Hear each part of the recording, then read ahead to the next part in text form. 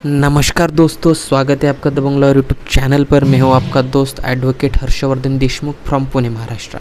तो दोस्तों आज हम देखेंगे बोनाफाइड, जो कि एक लीगल मैगज़ीन है, उसका मीनिंग, एक्सप्लेनेशन और एग्जांपल्स। तो दोस्तों बोनाफाइड एक लैटिन शब्द है जिसका मतलब है अच्छी नीयत से या सच्चे दिल से। ये उन एक्शंस या इंटेंशंस को दर्शाता है जो सच्चे, जेन्युइन और बिना किसी धोखा देने या फ्रॉड करने के नियत के होते हैं। तो बोनाफाइड का लिटरल मीनिंग क्या है? इन गुड फेथ, मतलब अच्छी नीयत से या सच्चे दिल से। और ये जो लीगल मैगज़ीन में किन एक्शंस को दर्शाता है, किन इंटेंशंस को दर्शाता है, जो सच्चे है, जेन्युइन है, बिना किसी धोखा देने या फ्रॉड करने के नियत से, ठीक है। और लीगल कॉन्टेक्स्ट में ये जो लीगल मैगज़ीन में काफ़ी महत्वपूर्ण है, जैसे कि contract law, property law, employment law और निगोशिएशंस में।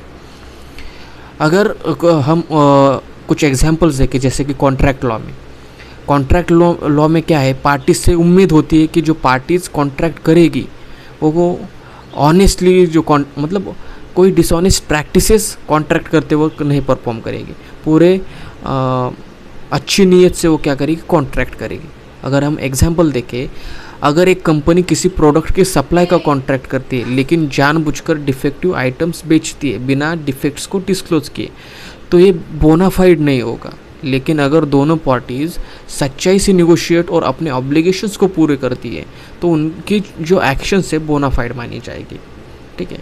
तो समझे, कॉन्ट्रैक्ट लॉ में ये उम्मीद होती है, एक्सपेक्ट किया जाता है कि जो पार्टीज़ कॉन्ट्रैक्ट कर रही है वो जो पूरी इन्फॉर्मेशन सामने वाले पार्टीज़ को देके कोई डिसऑनेस्ट प्रैक्टिसेस परफॉर्म नहीं करेगी।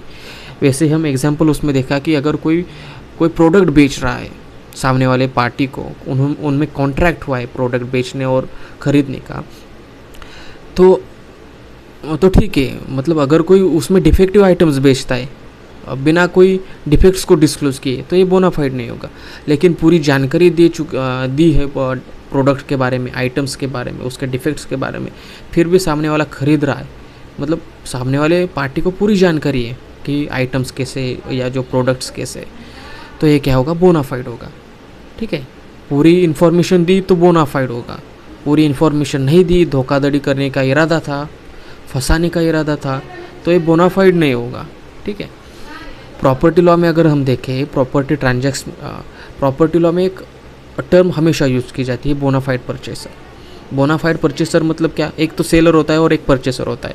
तो एक बोनाफाइड परचेसर मतलब क्या कि एक बायर है, एक परचेसर है जो प्रॉपर्टी को खरीद रहा है और अच्छे इन गुड फेथ खरीद रहा है, ईमानदारी से खरीद रहा है, लेकिन उसको पता नहीं कि इसका जो प्रॉपर्टी वो खरीद रहा है वो प्रॉपर्टी पर किसी और का दावा है, ये उसको नहीं पता, लेकिन फिर भी वो खरीद रहा है, तो वो क्या होगा, बोनाफाइड परचेसर होगा। एग्जांपल अगर हम देखेंगे तो अगर समझो कि एक व्यक्ति है ए, ठीक है, या कोई और नाम लेते हैं, जैसे कि आकाश है, ठीक है।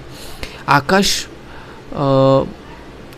एक प्रॉपर्टी बेच रहा है, ज़मीन बेच रहा है भरत को, ठीक है। भरत को प्रॉपर्टी बेच रहा है, लेकिन भरत को पता नहीं कि जो आकाश उसे प्रॉपर्टी बेच रहा है, उस ज़मीन पर या उस प्रॉपर्टी पर आकाश का ही कोई हक नहीं है। लेकिन वो फिर भी अच्छे इंटेंशन से उस आकाश पर भरोसा करते हुए प्रॉपर्टी खरीद लेता है। लेकिन बाद में पता चलता है कि जो थर्ड पार्टी है, जैसे कि अगर उसका हम कुछ नाम रखें हर्ष, ठीक है, हर्ष क्या कर रहा है, उस प्रॉपर्टी पर दावा कर रहा है ओनरशिप का। तो लेकिन बी ने तो वो खरीद लिए, अच्छे इंटेंशन से खरीद लिए और बिलीव करके खरीद रही है कि वो क्या प्रॉपर्टी आकाश की है, तो बी क्या होगा, बोनाफाइड परचेसर कहलाएगा और उसे बोनाफाइड परचेस डॉक्ट्राइन के तहत कानूनी प्रोटेक्शन मिल सकती है।